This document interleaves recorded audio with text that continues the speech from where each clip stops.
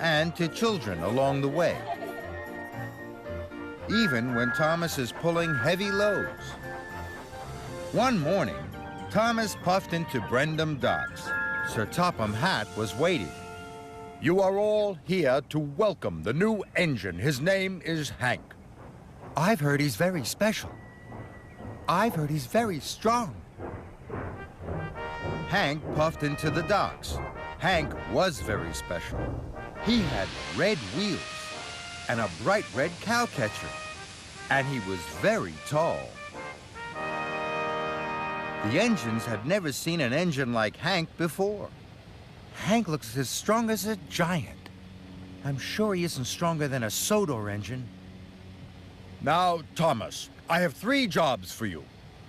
First, you must take new machines from the docks to the factory. Then you are to pick up stone from the quarry and deliver it to the shunting yard. And lastly, you must pick up an old tractor from Farmer McCall's and take it to the repair yard." "Yes, sir." "And you must take Hank with you. Hank must see the important sights of Sodor. Be back by tea time for Hank's welcome party at Knapford." Thomas buffered up to the machine cars. Hank chuffed alongside. "Hello." Howdy, Thomas. Now, you look like one of the finest little engines I've ever seen. Thomas didn't like being called little. I'm a tank engine. Thomas thought Hank was being cheeky. Those freight cars are way too heavy for you.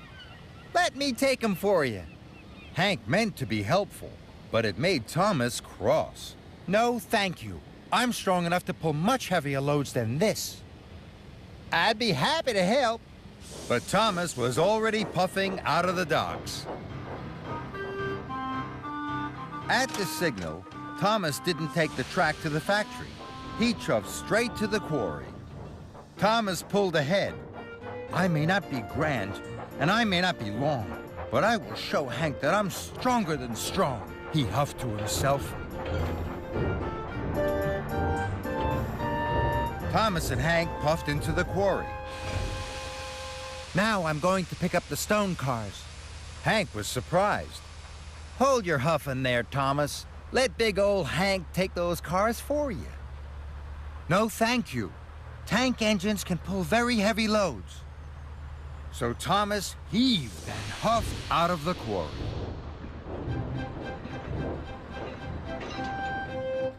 Thomas wheezed and wheeshed. Handsome Hank gleamed and glowed by his side. Children waved from bridges. "Hello, Thomas." "Howdy. Good to see you. Hey, Thomas, aren't you gonna whistle hello?" Thomas hadn't the puff to whistle hello. Hank had plenty of puff. This made Thomas even crosser. Thomas pulled up to the halt. He was nearly out of puff. "Hello, Farmer McCall. This is Hank.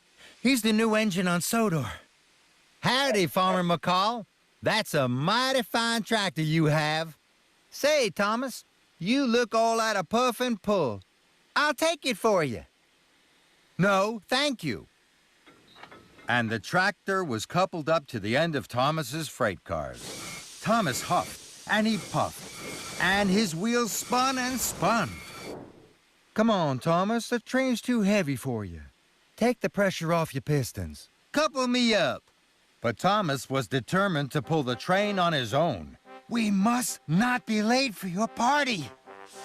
Wheel turn by wheel turn, Thomas puffed away.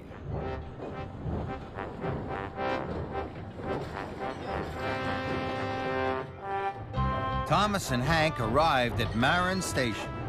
Visitors waved at Thomas. Thomas wanted to whistle back, but he hadn't any spare steam. "Howdy, everybody. Thomas is a little overloaded right now. I'll whistle for him." Hank had lots of steam, and Hank blew the longest and loudest whistle.